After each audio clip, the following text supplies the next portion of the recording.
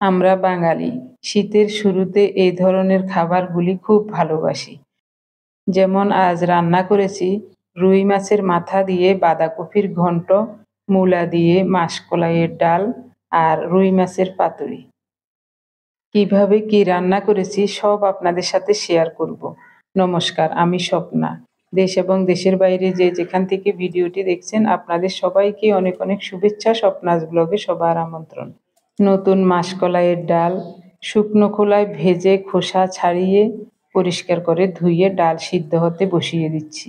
একদিকে ভাত বসালাম, ডাল ভাত সিদ্ধ হোক। এদিকে আমি মশলা বেটে নেব। পাটার উপর নিলাম জিরা আর আদা, এগুলি একসাথে মিহি করে বেটে নেব। ডাল কিছুটা সিদ্ধ হয়ে আসছে, এখন ডালে মশলাপাতি দিয়ে দেব। আদা জিরা বাটা, লবণ, 1 চা চামচ গুঁড়ো মরিচ, 1 চা চামচ পরিমাণ হলুদ গুঁড়ো দেব। মাসকলাইয়ের ডাল প্রথমেই মশলাপাতি সব মাখিয়ে ফুটন্ত গরম জলে দিয়ে দিতে হয়। তো আমার আগে মশলাপাতি বাটা ছিল না, তাই একটু পরে মশলাপাতি দিয়েছি। এখন সরিষার তেল দিচ্ছি। আগে আমরা এভাবে সব মশলাপাতি দিয়ে সরিষার তেল দিয়ে মাখিয়ে বসিয়ে দিতাম। 2টা তেজপাতাও দিয়ে দিলাম। ডাল ভালো করে সিদ্ধ হোক। এবার ঢাকা দিয়ে চুলার তাপটা একেবারে কমিয়ে রাখবো।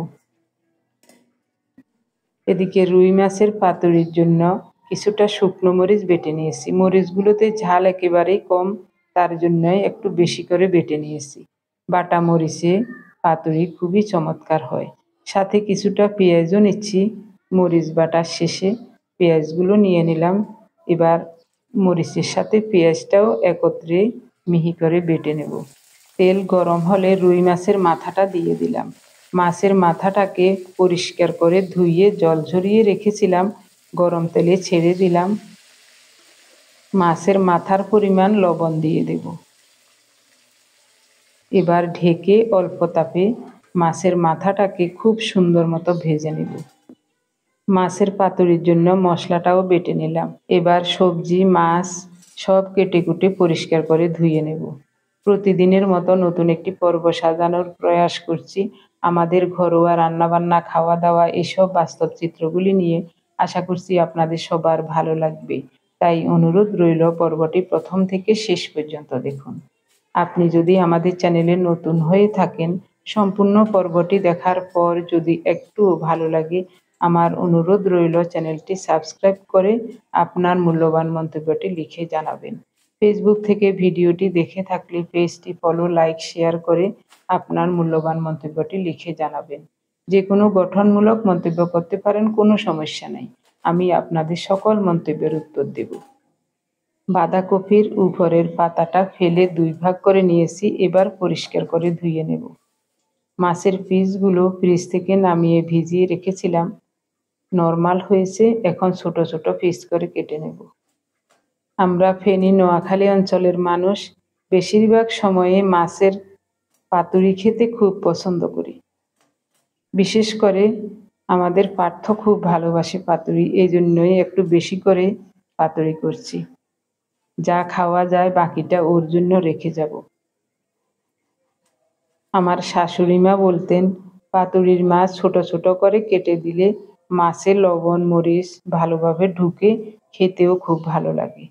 আসলেই ঠিক, আমি সব সময় পাতুরির মাছগুলো এরকম করেই কেটে নিই। মাছ কাটা হয়ে গেলে লবণ দিয়ে মাছের পিসগুলোকে মাখিয়ে রাখবো। এই সুযোগে জায়গাটা মুছে পরিষ্কার করে নেব। এরপরে মাছগুলোকে পরিষ্কার করে ধুয়ে জল ঝরিয়ে রাখবো। এদিকে মাছের মাথার কি অবস্থা দেখুন। এই সুযোগে মাছের মাথাটা খুব সুন্দর মতো সিদ্ধ হয়ে নরম হয়ে গেছে দেখুন। এবার আর ঢাকা দেব না, শুধু নেড়ে চেড়ে খুব সুন্দর মতো ভেজে নেব লাল লাল করে। এখন দেব হলুদ।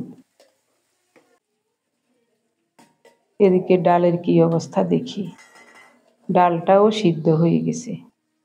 প্রেসার কুকারে দিলে অনেক আগে ডাল সিদ্ধ হয়ে যেত, কিন্তু প্রেসার কুকারে মাসকলাইয়ের ডাল সিদ্ধ করলে আমাদের কাছে ভালো লাগে না। তাই নর্মাল পাতিলেই ডাল সিদ্ধ করে নিলাম, একটু সময় লেগেছে। ডালে দেওয়ার জন্য মূলাগুলো ভেজে নিচ্ছি। মূলার পরিমাণ হাফ চা চামচ লবণ দিলাম।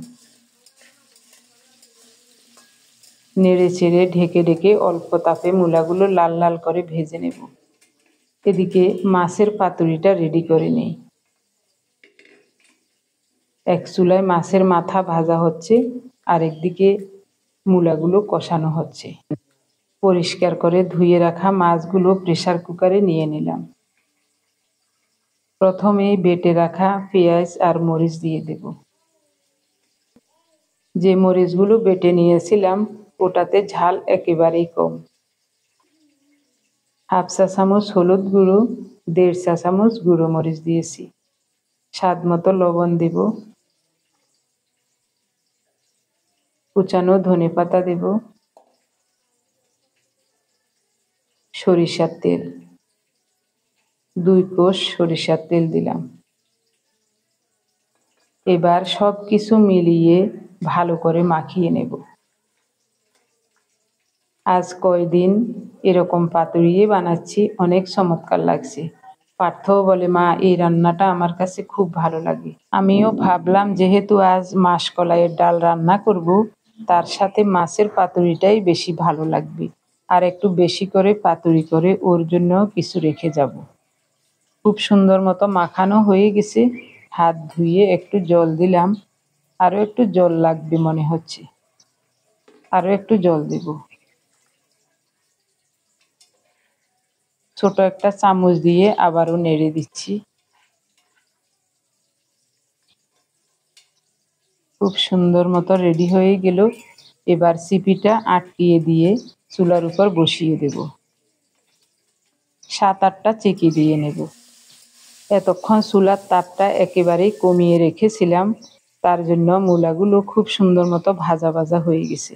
এখন দেব অল্প করে একটু হলুদ গুঁড়ো। আবারও অল্প কিছুক্ষণ নেড়ে চেড়ে মূলাগুলো ভেজে নেব। এবার দেব ঘুটে রাখা মাসকলাইয়ের ডাল।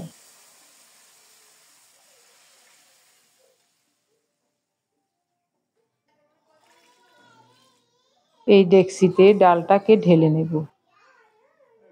এরকমই ঘনত্ব থাকবে, আর পাতলা করব না। পাতিলে ডাল ঢেলে নিয়ে আমি কড়াইটা পরিষ্কার করতে গিয়েছিলাম, এই সুযোগে ডাল উতলিয়ে পড়ে গেছে। যাই হোক, নামানোর আগে আরও কয়েকটা কাঁচামরিচ আর কিছুটা ধনেপাতা দেব। খুব সুন্দর মতো ডাল রান্না হয়ে গেছে। আর চুলার উপর রাখবো না, এক্ষুনি নামাবো। আগে পাতিলটাকে ভালো করে মুছে নেই, দেখতে ভালো লাগবে।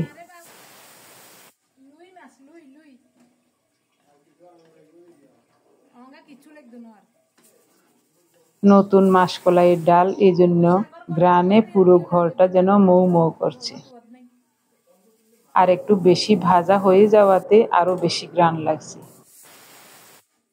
এদিকে মাছের পাতুরিটাতে কয়েকটা সিকি হয়ে গেছে, আর দরকার নাই। খুব সুন্দর ঘ্রাণও বের হয়েছে। এখন বাষ্পটা বের করে চিপিটা খুলে নেব।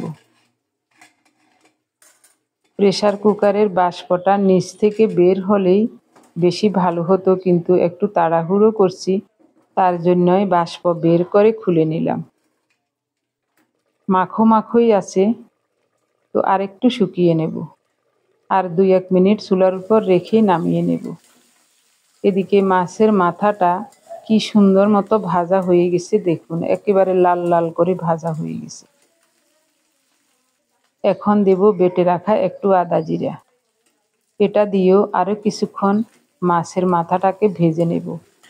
রুই মাছের মাথাটা অনেক বড়, 3 কেজি ওজনের একটা রুই মাছের মাথা। তো এত বড় মাথা এক তরকারিতে দেব না। বাঁধাকপিটাও ছোট, তাই অর্ধেক বাঁধাকপিতে দেব, আর অর্ধেকটা রেখে দেব, আগামীকাল কিছু রান্না করা যাবে। বাঁধাকপিতে দেওয়ার জন্য আলুগুলো লাল লাল করে ভেজে নেব। এদিকে বাঁধাকপিটা ভাপিয়ে নেব। প্রথমে একটু লবণ দিচ্ছি, এরপরে কপি দিয়ে দেব। 1 ফোঁটা জলও দেব না, অল্প তাপে ঢেকে ঢেকে নেড়ে চেড়ে কপিটাকে খুব সুন্দর মতো ভাপিয়ে নেব। বাঁধাকপিটা পরিষ্কার করে ধুয়ে তারপরে কুচিয়ে নিয়েছিলাম। ঢাকা দিয়ে দিলাম। আলুগুলো খুব সুন্দর মতো ভাজা হয়ে গেছে। এখন পরিমাণ মতো লবণ দিলাম। আলুর পরিমাণ লবণ দিয়েছি। ভাজা হয়ে গেছে, উঠিয়ে নেব। এই তেলেই গোটা জিরা ফোড়নে দেব। বাটা মশলার উপর 1 চা চামচ হলুদ গুঁড়ো, 1/2 চা চামচ গুঁড়ো মরিচ, অল্প একটু লবণ দিয়েছি মশলার পরিমাণ। নর্মাল জল দিয়ে মশলাটাকে গুলে ফোড়নের উপর দিয়ে দেব। গত 4-5 দিন আগে বাঁধাকপির ঘন্ট রান্না করেছিলাম আলু দিয়ে। ওই দিন আমার একজন প্রিয় দিদি লিখেছেন একদিন মাছের মাথা দিয়ে বাঁধাকপির ঘন্ট রান্না দেখাবেন। তার জন্যই আজ মাছের মাথা দিয়ে বাঁধাকপির ঘন্ট রান্না করছি। কপিটা ভাপানো হয়ে গেলে এখন ভেজে রাখা আলুও দিয়ে দিলাম। কপি থেকে অল্প জলও বের হয়ে গেছে। আলু দিয়ে আবারও নেড়ে চেড়ে ঢাকা দিয়ে রাখবো। ততক্ষণে মশলাটা ভালো করে কষানো হবে। এদিকে কপিটাও আরও কিছুক্ষণ ভাপানো হবে। মশলাটা খুব সুন্দর মতো কষানো হয়ে আসলে এখন দেব ভেজে রাখা রুই মাছের মাথা। অর্ধেকটা দিয়ে দিলাম আর অর্ধেকটা রেখে দিয়েছি।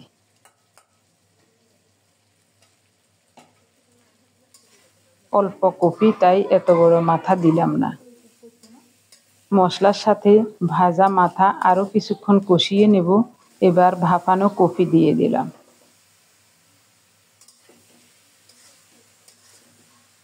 ভালোভাবে নেড়েচেড়ে খুব সুন্দর মতো মিশিয়ে ঢেকে ঢেকে অল্প তাপে রান্না করব। এখানে আর জল দেব না। ফালি করা 3-4টা কাঁচামরিচ দিয়ে ঢেকে দিচ্ছি। এই সুযোগে কপির ঘন্টতে দেওয়ার জন্য একটু গরম মশলা বেটে নেব, দারুচিনি, এলাচ। গরম মশলা বাটা হয়ে গেছে। কপিটাও খুব সুন্দর মতো রান্না হয়ে গেছে।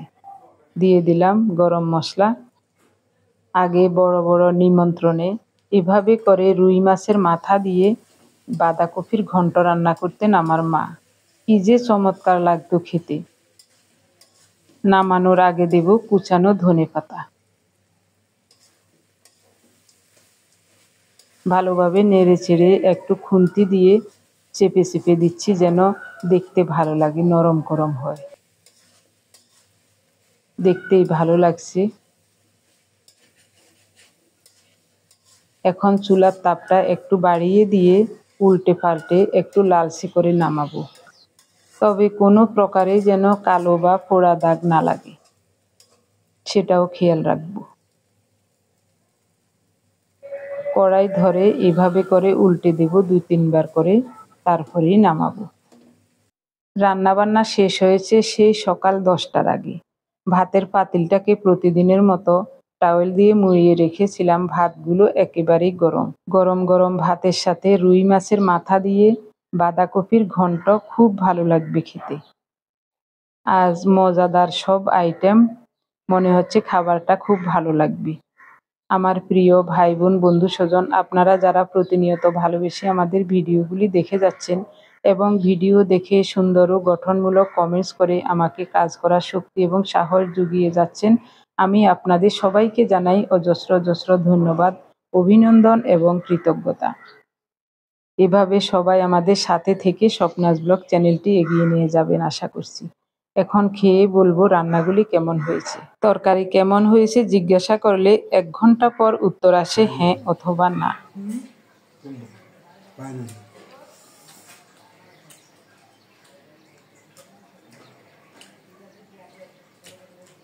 কি চমৎকার!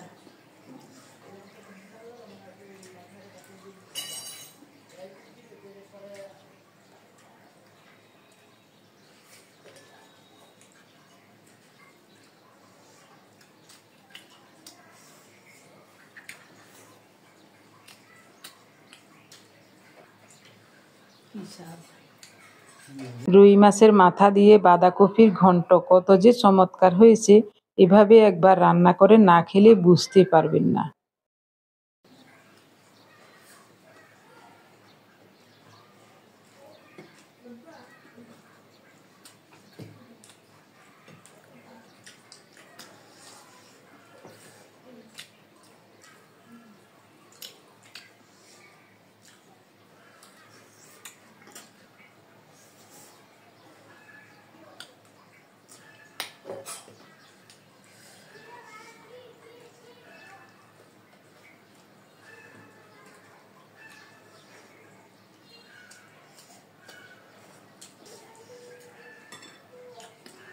মা গো, কোনটা খাই গো, চমৎকার।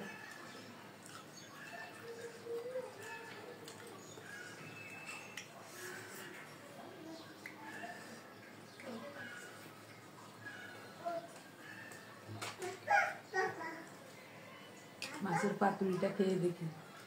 আমার পার্থ তো বলছে দারুণ হয়েছে। আজ পার্থ একটু দেরি করে অফিসে গেছে, তাই দুপুরের খাবারটা খেয়েই বের হয়েছে।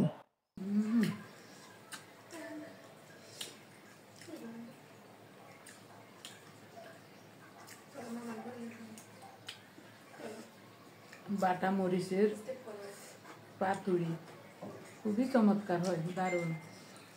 শুধু মরিচ দিয়ে তো ভাত খাওয়া হয়ে যাবে।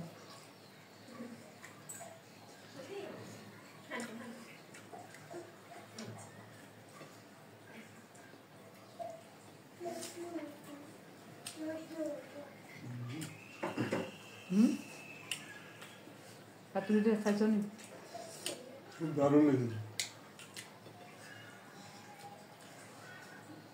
আজ কদিন শুধু পাতুরি খাই।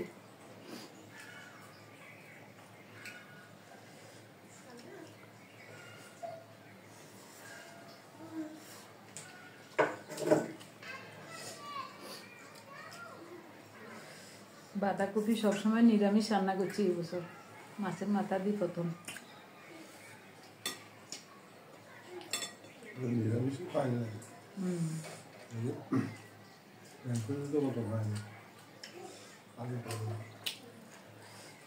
ওদের নিরামিষও দারুণ হয়েছে।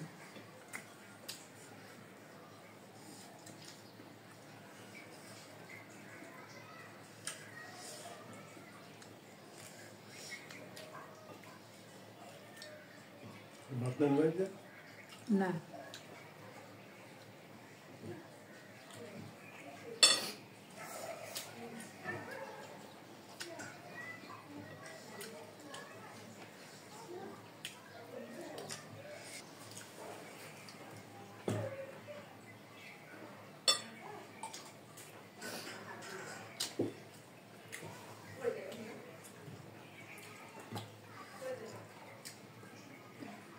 বড় বড় নিমন্ত্রণে আমার মা এরকম করে বাঁধাকপি রান্না করত মাছের মাথা দিয়ে, কি যে চমৎকার লাগতো খেতে।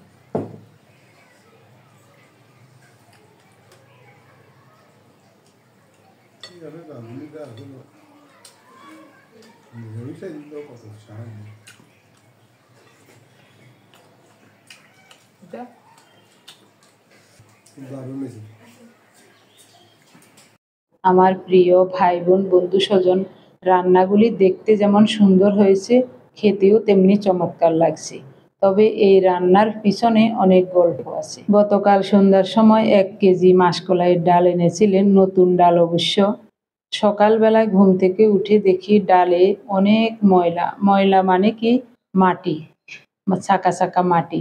তো অল্প করে ডাল, যে পরিমাণে রান্না করব ওই ডালটা পরিষ্কার করে বেছে ঝেড়ে তারপরে শুকনো খোলায় ভেজে ঠান্ডা হলে খোসা ছাড়িয়ে নিয়েছি। এরপরে রান্নার আয়োজন, রান্নাবান্না সেটা তো আপনারা দেখছেনই। যদিও একটু কষ্ট হয়েছে, তারপরও সবাই খেয়ে খুব ভালো বলেছে, নিজের কাছেও অনেক ভালো লাগছে। আমাদের মতো রাঁধুনিদের এখানেই সার্থকতা। সবাই যদি রান্নাটা খেয়ে বলে খুব ভালো হয়েছে, চমৎকার হয়েছে, তখনই সেই মুহূর্তে পিছনের কষ্টগুলি একেবারে ভুলে যাই। 3টা তরকারি থেকে কিছুটা আলাদা করে বক্সে ঢুকিয়ে ঠান্ডা হলে পার্থর জন্য ডিপ ফ্রিজে রেখে দিয়েছি। এভাবে করে বাড়ি যাওয়ার আগ পর্যন্ত যখনই যা রান্না করব একটু একটু করে ওর জন্য রেখে দেব। ভিডিওটি এখানেই শেষ করব। সবাই ভালো থাকুন, সুস্থ থাকুন, দেখা হবে আগামী পর্বে।